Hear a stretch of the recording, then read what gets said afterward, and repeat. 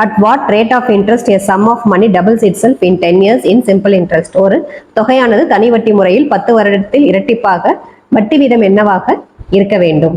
இங்க நமக்கு பிரின்சிபல் தெரியாது. நம்பர் ஆஃப் இயர்ஸ் எவ்வளவு கொடுத்துருக்காங்க? 10 இயர்ஸ்.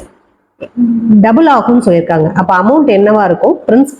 பிரின்சிபலோட இன்னொரு மடங்கு இருக்கும். அது 100 ரூபாய் பிரின்சிபலா இருந்தா 200 ரூபாயா இருக்கும். இதுதான் நமக்கு அமௌண்ட். இப்போ நமக்கு அமௌண்ட்டுக்கு ஃபார்முலா என்ன?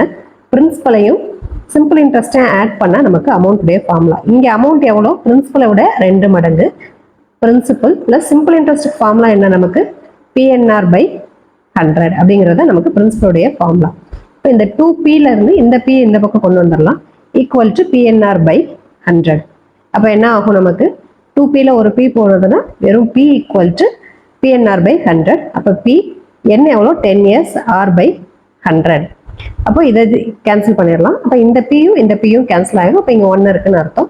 அப்போ இந்த 10 என்ன ஆகும்? இந்த சைடு வந்துடும். அப்போ 10 ஈக்குவல் டு ஆர். அதாவது ஆர் வந்து எவ்வளோ? 10% அப்படிங்கிறது தான் இங்கே ஆன்சர். ஆர் ஈக்குவல் டு 10%ங்கிறது தான் ஆன்சர்.